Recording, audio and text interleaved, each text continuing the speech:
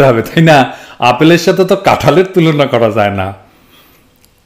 আপনাকে তুলনা করতে হবে এমন একটা সমস্যা সমাধানে দুইজনের সিদ্ধান্ত নেওয়া যে সমস্যাটা একই রকম ছিল দুই সরকারের আমলে। তো আল্লাহর কি কাম, হঠাৎ করে একটা সুযোগ আসছে। ঠিক একইভাবে আপেলের সাথে অ্যাপেলের তুলনা করার আর কি, দুই নেতৃত্বের রাজনৈতিক সিদ্ধান্তের তুলনা করা, দেশ চালানোর তুলনা করা। আলোচনাটা শোনেন, তারপরে সিদ্ধান্ত নিয়েন আপনি কে কেমন রাষ্ট্রনায়ক ছিলেন।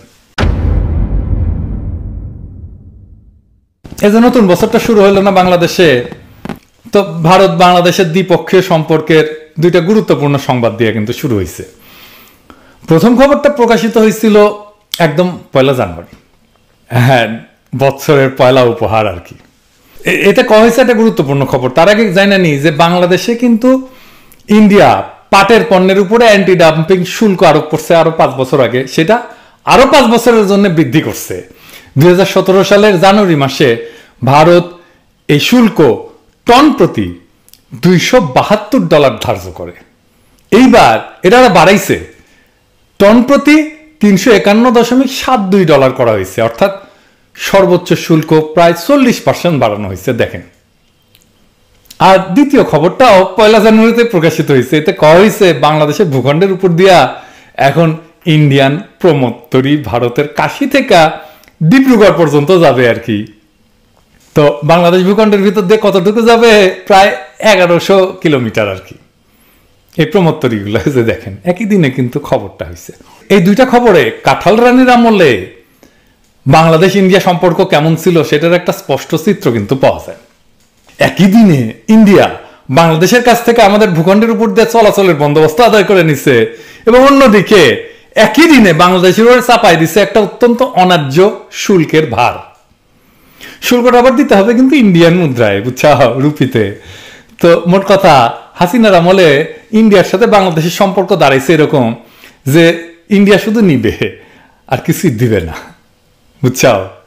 আর বাংলাদেশ শুধু ইন্ডিয়ারে ভালোবেসেই যাবে। আর বাংলাদেশের একটা অথর্ব একটা বাণিজ্য মন্ত্রী আছে না, মোটা, টিপু মুন্সি। ওই টিপু মুন্সি ডিসেম্বরে দিল্লি গেছিল আর কি। ওইখানে দিল্লি থেকে ফিরে এসে কি কইছিল জানেন? কইছিল যে ভারত সরকারকে সে অনুরোধ করে আসছে পাটজাত পণ্যের উপরে যে অ্যান্টি ডাম্পিং শুল্কের মেয়াদ যেন না বাড়ায়। হে বালশুন, এটা কি অনুরোধ করার বিষয় নাকি? অনুরোধ করার জন্য মন্ত্রী হচ্ছে তুমি? গার্মেন্টস করে কাঁচা পয়সা বানাইছিলে কিছু, ভাবছো মন্ত্রিত্ব করতে পারবে একটা দেশের? হস মন্ত্রী, কিন্তু হাসিনার আর সব কটা মন্ত্রীর মতো তুমি একটা বালশুন। যাই হোক, ইন্ডিয়া তো মুন্সির এই অনুরোধের কোন রকম দাম দেয়নি আর কি। উল্টা মুন্সি ফিরে আসার পরপরই এই অ্যান্টি ডাম্পিং শুল্কের মেয়াদ বাড়াই দিয়া এই হাসিনা সরকারকে, কাঁঠাল রানীকে হ্যাপি নিউ ইয়ার জানাইছে। আচ্ছা, অ্যান্টি ডাম্পিং কি? ও তো ভুলে গেছি, এটা আগে কইলে ভালো হতো। আচ্ছা ঠিক আছে, কয়ানি। ইন্টারেস্টিং জিনিস। বিষয়টা কি, এটা বোঝার জন্য, দেশ চালানোর জন্য, দেশের স্বার্থ রক্ষার জন্য খুবই জরুরি একটা বিষয়। তো বুঝানি, মানে চালচালা বুঝে যাবেন আর কি।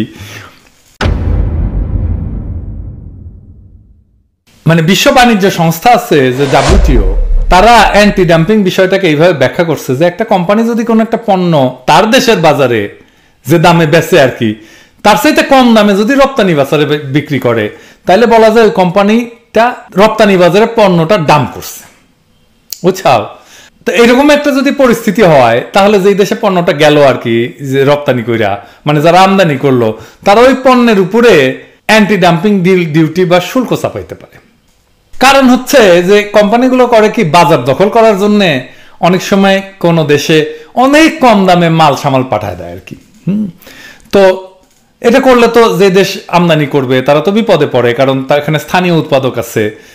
তো ওইখানে তো একটা আনফেয়ার কম্পিটিশন হয়, অন্যায্য একটা কম্পিটিশন, বেইনসাফি হয় ওই দেশের স্থানীয় উৎপাদকের সঙ্গে। সেই জন্য অ্যান্টি ডাম্পিং শুল্ক, মানে ডাম্প করেছে, হ্যাঁ, প্রোডাক্ট, তো সেই জন্য এই অ্যান্টি ডাম্পিং একটা শুল্ক দেয়, যেন প্রোডাক্টের দাম বেড়ে যায়। দাম বেড়ে গেলে তখন এটা প্রতিযোগিতামূলক হবে। বুঝতে সমস্যা হচ্ছে? আচ্ছা, আরো ভালো করে এটা বুঝাই দিই আর কি। ধরেন চীন আমেরিকার কিছু কম্পিউটার পাঠাইলো কম দামে আর কি, রপ্তানি করলো। তো আমেরিকা হিসাব নিকাশ করে চীনকে কইলো যে হামগের কাছে যে দামে কম্পিউটারটা বিক্রি করছো, তুমি তো নিজের বাজারে তার চাইতে বেশি দামে বিক্রি করো, হাঙ্কারে কেন তুমি কম দামে বিক্রি করলা? তো তার মানে তুমি এই কম্পিউটারটা আমার দেশে দাম করছো, তাই না? তো এর কারণে তো আমার দেশে যে উৎপাদকরা আছে যারা বানায় কম্পিউটার, তারা তো তোমার সাথে একটা বেইনসাফি প্রতিযোগিতায় লিপ্ত হইলো, তার সাথে তোমার সাথে তো প্রতিযোগিতা পারবে না, তাই না? তো এই অন্যায্য অবস্থার প্রতিকারের জন্য আমরা তোমার উপরে, কম্পিউটারের উপরে আমরা একটা অ্যান্টি ডাম্পিং শুল্ক বসাচ্ছি, যেন তোমার দাম আমার বাজারে আমার স্থানীয় উৎপাদকের দামের সমান হয়, ফেয়ার কম্পিটিশন করো, বুঝছাও?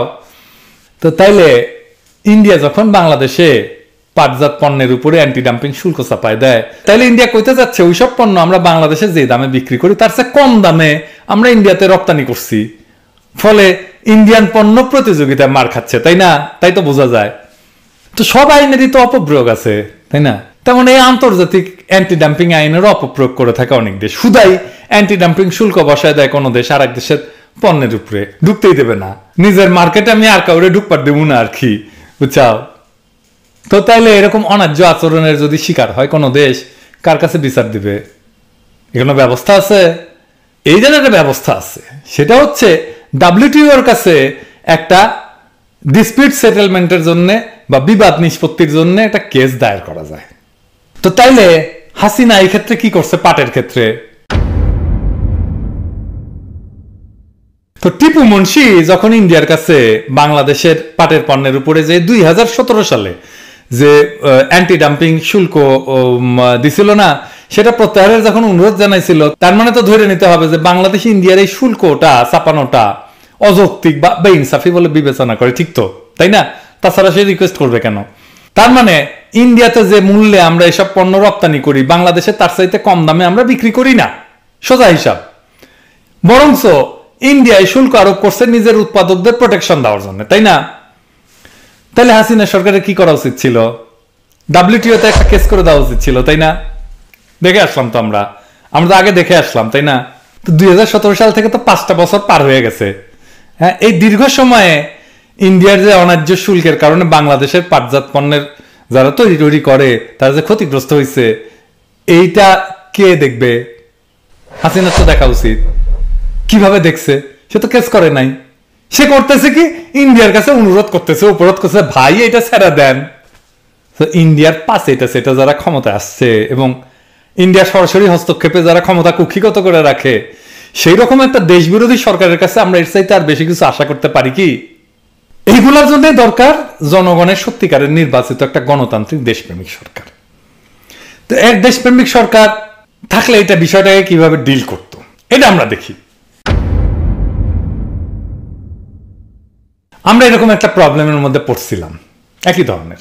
খালেদা জিয়া ইন্ডিয়ার সাথে কিভাবে তিনি ডিল করছিলেন সেই প্রবলেমটা, সেটা দেখি। তাহলে আমরা দেখবো যে বিকল্প নাই কাঁঠাল রানী আর খালেদা জিয়ার তফাৎটা কি। এখন যারা তরুণ আছেন বা চ্যাংড়া প্যাংড়া আছেন, তারা কিন্তু এটা বোধহয় জানেন না যে খালেদা জিয়ার ওই সময় ইন্ডিয়াতে ওই সময় কিন্তু প্রচুর ব্যাটারি যেত বাংলাদেশের, রুম আফরোজ পাঠাতো। তো ইন্ডিয়া বাংলাদেশে তৈরি ব্যাটারির উপরে সেই সময় অ্যান্টি ডাম্পিং শুল্ক আরোপ করছিল। তো খালেদা জিয়া কেস করে দিছিল এবং ইন্ডিয়া খালেদা জিয়ার উপরে প্রচুর বিলা হয়েছিল। হ্যাঁ, বিএনপির উপরে যে ইন্ডিয়া বিলা, তার অন্যতম একটা প্রধান কারণ কিন্তু অনেকগুলোর মধ্যে এটা একটা। তো এইটার মূল্য কিন্তু খালেদা জিয়া এখনো দিচ্ছেন, তার পরিবার দিচ্ছে, তার দল দিচ্ছে। তাই এই ঘটনাটা আমাদের বিশদভাবে জানা দরকার, তাই না? আসেন আমরা একটু দেখি।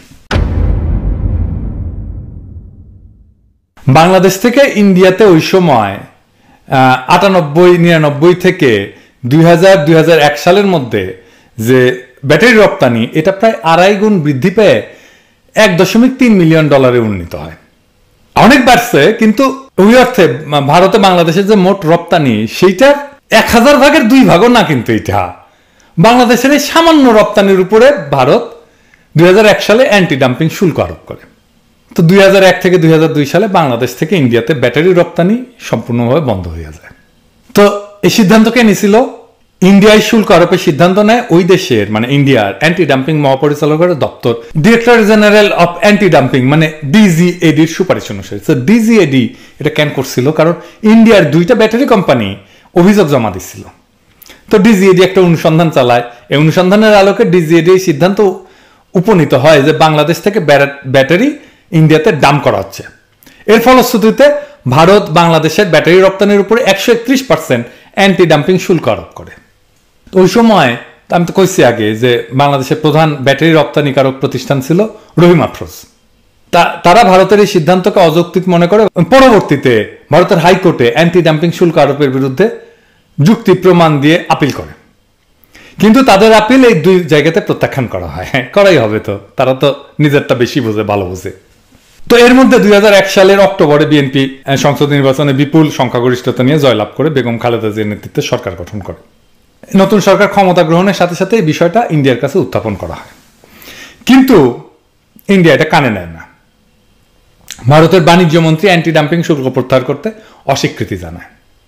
তখন বেগম জিয়া সামনে দুইটা পথ খোলা ছিল। একটা হচ্ছে ভারতের অ্যান্টি ডাম্পিং শুল্ক মেনে নিয়ে চুপ করে থাকা, আর 2 নম্বর পথ হচ্ছে বিষয়টা নিয়ে WTO ডিসপিউট সেটেলমেন্ট প্রক্রিয়ায় একটা কেস করে দেওয়া। প্রথম পথটা মানে ইন্ডিয়ার এই অন্যায্য পদক্ষেপ মেনে নেওয়াটা ছিল খুব সহজ, এতে ইন্ডিয়া খুশি থাকতো, তাই না? বেগম জিয়ার উপরে বিলা হইতো না, বিএনপির উপরে বিলা হইতো না। কিন্তু বেগম জিয়া কি করছিলেন? খালেদা জিয়া সহজ পথটা গ্রহণ না করে WTO তে কেস করে দেয় সরকারিভাবে। WTO তে যাওয়ার পথটা কিন্তু সহজ ছিল যে তা কিন্তু না। প্রথমত এতে ইন্ডিয়া অসন্তুষ্ট হয়েছে, সম্ভাবনা ছিল এবং আসলেই হয়েছে। তাছাড়া আমাদের ইন্টারনাল যে এক্সপার্টাইজ এই সমস্ত কেসেস ডিল করা, সেটা ওইরকম ছিল না। কিন্তু খালেদা জিয়া বাংলাদেশের বাণিজ্য স্বার্থকে বিবেচনা করে এই কূটনৈতিক ঝুঁকি নেওয়ার সিদ্ধান্তটা গ্রহণ করেন। তোর আগেই তো বলছি যে এই যে ডিসপিউট সেটেলমেন্টের যে বিবাদ মীমাংসা প্রক্রিয়া ডিল করার জন্য যে জনদক্ষতা দরকার, সেইটা প্রাতিষ্ঠানিক সক্ষমতা বা জনদক্ষতা সেই সময় বাংলাদেশের ছিল না। আমাদের সৌভাগ্য যে ওই সময় জেনেভায় অ্যাডভাইজার সেন্টার অন WTO ল তারা আমাদের সহযোগিতা করতে রাজি হয়। তো এই কেসটা করার জন্য তাদের একটা আইনি ফি ছিল সেই সময় $1,50,000, মানে $1.5 লক্ষ আর কি। মানে সেই সময়ের হিসাবে এইটা 75 লাখ টাকার মতো আমার হিসাবে হবে আর কি, যদি আমার হিসাব ভুল না হয়ে থাকে ওই সময় এক্সচেঞ্জ রেট যা ছিল। কিন্তু খালেদা জিয়া পার্সোনালি রিকোয়েস্ট করেন অ্যাডভাইস সেন্টারকে যে যেন এটা কম খরচায় করে দেওয়া হয়। আজকে তো হাসিনা খালেদা জিয়ার নামে বদনাম করে যে উনি এতিমের টাকা মাইরা দিচ্ছেন, হ্যাঁ, কিন্তু খালেদা জিয়া পাবলিক মানি খুব সাবধানে খরচা করতেন। এইটা ওনার সাথে যারা কাজ করছেন আমি এরকম একাধিক মানুষের কাছে শুনছি আর কি। কোথাও কিছু খরচা বাঁচানোর সুযোগ পাইলে তিনি সেটা সদ্ব্যবহার করতেন। যাই হোক, এটা আপনারা করতে পারবেন, যে কেউ এটা চেক করতে পারবেন যে ওই অ্যাডভাইস সেন্টার কত নেয় মামলায়, বাংলাদেশ কত টাকা দিচ্ছে, তাই না? তো রেকর্ড আছে। শেষ পর্যন্ত অ্যাডভাইস সেন্টার খালেদা জিয়ার রিকোয়েস্টটা নেয় এবং মাত্র $15,000 কেসটা করতে রাজি হয়। মানে সেই সময় $15,000 মানে ওই সময়ের আর কি 7.5 লাখ টাকা আর কি। তো যাই হোক, মানে 10 ভাগের 1 ভাগে কিছুই না। তো বাংলাদেশ তখন ইন্ডিয়ার অ্যান্টি ডাম্পিং সিদ্ধান্তের বিরুদ্ধে 5টা যুক্তি WTO এর কাছে পেশ করছিল। অল্প কথায় কই আর কি। 1 নাম্বার হচ্ছে যে ভারত শুল্ক আরোপের আগে যে অনুসন্ধান চালাইছিল সেটা ছিল ত্রুটিপূর্ণ। 2, ভারতে বাংলাদেশের ব্যাটারির রপ্তানির মূল্য এবং বাংলাদেশের বাজারের মূল্যের যে তফাৎ বা মার্জিন, এটা সঠিকভাবে নির্ধারণ করা হয়নি। 3, ভারত তার প্রতিষ্ঠানগুলোর উপর যে ক্ষতি হয়েছে বলে দাবি করছে সেটা প্রমাণিত না। 4, বাংলাদেশের প্রতিষ্ঠানগুলো যে তথ্য দিছে ভারতের সিদ্ধান্ত গ্রহণের জন্য, সেগুলো যথাযথভাবে আমলে নেওয়া হয়নি। এবং 5 নাম্বার, ভারত সব পক্ষকে এবং জনসাধারণকে সকল প্রাসঙ্গিক তথ্য দিতে ব্যর্থ হয়েছে। এইসব কারণের পরিপ্রেক্ষিতে বাংলাদেশ যুক্তি প্রদর্শন করে যে ইন্ডিয়া WTO এর অ্যান্টি ডাম্পিং চুক্তির বেশ কয়েকটি ধারার খেলাপ করছে এবং অপব্যবহার করছে। এই যে দেখেন, তো এই কেসে ইউরোপিয়ান ইউনিয়ন ছিল কেসের থার্ড পার্টি। তারা WTO এর যে প্রক্রিয়া সিস্টেম সে অনুযায়ী ইন্ডিয়াকে ডাকে, কনসালটেশনে ডাকে। হ্যাঁ, এই যে দেখেন, তারপরে কি হয়, ইন্ডিয়া জানতো বাংলাদেশের এই যুক্তিগুলো সঠিক, অকাট্য, এবং এই প্রক্রিয়া যদি তারা যায় তাহলে এটা একটা দীর্ঘমেয়াদী আইনি যুদ্ধে পরিণত হবে এবং শেষ পর্যন্ত ইন্ডিয়া হারবে, এটাতে জেতার কোনো সম্ভাবনা ছিল না। আন্তর্জাতিকভাবে হেয় হবে ইন্ডিয়া। তো তখন ইন্ডিয়া গুটি সুটি মাইরা এসে কি করে জানেন, তারা তখন বাংলাদেশকে জানায় যে তারা অ্যান্টি ডাম্পিং শুল্ক তুলে নিতে রাজি আছে। কি মজা! তো সেই কারণে তারা বাংলাদেশকে বলে যে WTO এর যে প্রক্রিয়াটা শুরু করছো না, ওইটা বন্ধ করো। তো এটা কিন্তু ছিল চালাকি। হ্যাঁ, এটা কিন্তু এরকম চালাকি করে। মানে বাংলাদেশ যদি WTO এর প্রক্রিয়া বন্ধ করতো তাহলে ইন্ডিয়ার জিন্দিগিতে আর শুল্ক তুলতো না। হ্যাঁ, ওই যে ওই যে দামাল সিনেমার পরিচালক আছে না, ওই যে রায়হান রাফি, আমার ফোন করে কইছিল যে আমি ওই যে আমার সিনেমায় যে রাজাকারের কণ্ঠে নারায় তকবীর দিচ্ছি ওইটা কিন্তু বদলাই দিব, আপনি একটু আপনার স্ট্যাটাসটা ডিলিট করে দেন, একদম ইন্ডিয়ান স্টাইল আর কি। আমি ডিলিট করে দিছি এবং তারপরে শেয়ার বদলায় নাই। খুব চমৎকার হিসাব আর কি, বুঝছাও। তো তার উত্তরে খালেদা জিয়া ইন্ডিয়াকে জানাইছিল কি জানেন, আমার ওইটা ফলো করা উচিত ছিল। উনি বলছিলেন যে ইন্ডিয়া যদি সরকারিভাবে অ্যান্টি ডাম্পিং শুল্ক তুলে নেওয়ার ঘোষণা দেয় তবেই কেবল বাংলাদেশ ডাব্লিউটিওর আইনি প্রক্রিয়া সমাপ্তি টানবে এবং ইন্ডিয়াকে বাংলাদেশের অবস্থান মাইনে নিতে বাধ্য হইতে হয়। 2005 সালের 4 জানুয়ারি ভারত কাস্টম নোটিফিকেশন 1/2005 জারি করে এই অ্যান্টি ডাম্পিং শুল্ক চূড়ান্তভাবে বাতিল করে। এরপরে বাংলাদেশ এবং ভারত উভয় পক্ষই ডাব্লিউটিওকে জানায় যে তারা একটা সমাধানে উপনীত হয়েছে, তারা নেগোসিয়েট করে ফেলছে। এর ফলশ্রুতিতে 2006 সালের 20 ফেব্রুয়ারি ডাব্লিউটিওর এই আইনি প্রক্রিয়া টার্মিনেট করা হয়। বাংলাদেশের অর্থনৈতিক এবং বাণিজ্যিক স্বার্থ অক্ষুণ্ণ রাখতে বেগম জিয়ার সরকার আন্তর্জাতিকভাবে যে পদক্ষেপটা নিছিলেন তার জন্য প্রয়োজন ছিল কি? প্রয়োজন ছিল সাহস, অসীম সাহস, প্রচন্ড দৃঢ়তা এবং অকৃত্রিম দেশপ্রেম। এই কঠিন পরীক্ষায় তারা অত্যন্ত কৃতিত্বের সাথে, সাফল্যের সাথে মাথা উঁচু করে উত্তীর্ণ হয়েছিলেন এবং আমাদের কূটনৈতিক এবং অর্থনৈতিক ইতিহাসে এই অর্জন সবসময় স্বর্ণাক্ষরে লেখা থাকবে। আর অন্যদিকে কি করছে দেখেন হাসিনা, 5 বছরের বেশি সময় ধরে ইন্ডিয়া বাংলাদেশের পাটজাত পণ্যের উপরে অন্যায়ভাবে অ্যান্টি ডাম্পিং শুল্ক দিয়ে রাখছে এবং তার মেয়াদ এই মাসে বাড়াইছে আরো 5 বছর। ইন্ডিয়ার পাচাটা গোলাম এই নতজানু কাঁঠাল রানী হাসিনা ভারত সরকারকে মৃদু অনুরোধ করা ছাড়া আর কোনো কিছুই করে নাই, ওর নাকি বিকল্প নাই। তো আজ যখন ইন্ডিয়ার প্রমোদ তরীগুলা বাংলাদেশের বুকের উপর দিয়া এদেশের 1100 কিলোমিটার দীর্ঘ নদীপথ ব্যয় চলবে, আর আমাদের দরিদ্র পাট চাষী ভাইরা আর পাটকলের শ্রমিকেরা অসহায় দৃষ্টিতে তাকায় তাকায় দেখবেন, আফসোস করবেন এবং আক্ষেপ করবেন এবং হাহাকার করবেন, এইটার জবাব কি হাসিনা দেবে? তাই আজকা আমাদের কৃষক আর শ্রমিকদের জানা দরকার ওই প্রমোত্তরীর আনন্দে লুকায় আছে তাদেরই বঞ্চনার শব্দ। পাট চাষ কইরা যে পাপ করছিল তারা, সেই বঞ্চনার তেলেই এই লঞ্চগুলা প্রমোত্তরীগুলো চলে।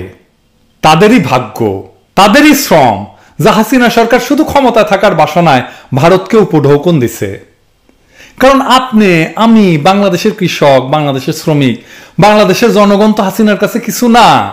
আমরা তো তাদের প্রজা, আমরা তার টাকা কামানোর মেশিন।